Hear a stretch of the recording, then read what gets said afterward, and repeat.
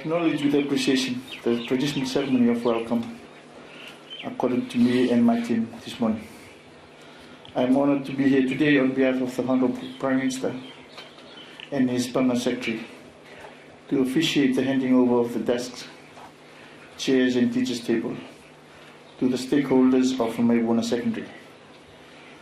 The Honorable Prime Minister is sending his warm congratulations to you all, to your school, and is hopeful that these furniture will be put into good use to enhance academic achievements for the people of the Naitasiri province.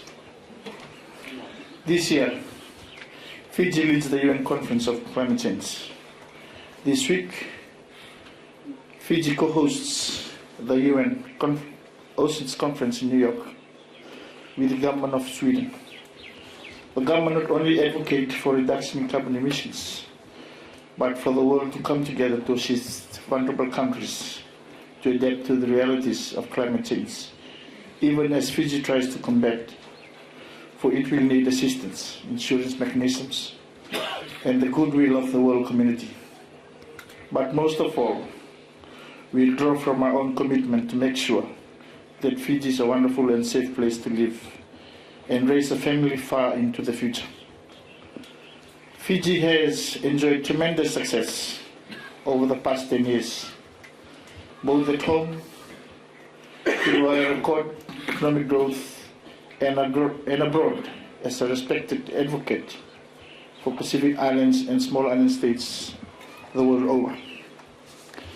That success has become born out of government's steadfast commitment to building a new and better Fiji. But none of it would be possible without the sweat and efforts of the Fijian people give to our nation every day. We owe our unprecedented progress and development to every Fijian. The governments had endeavored duty to make sure the benefits of the progress are spread as far as widely as possible. To ensure that no matter where in Fiji you call home, you can rest assured that government is committed to reach you, to give you access to essential services and reliable infrastructure. And as we are making sure of today, ensure that your children have the resources they need to be cared for and properly educated. Today I am very pleased to hand over 200 sets of desks and chairs and 6 teachers' tables at a cost of around $30,000. This will replace all furniture that wasn't of the good quality and condition of which your children are entitled to. For our students here at Lomaivuna Secondary School, receiving these new school furniture confirms government's commitment to the Fijian people to invest in their future. Expanding access and ensuring that quality education is accessible to all is the Honorable Prime Minister's quest.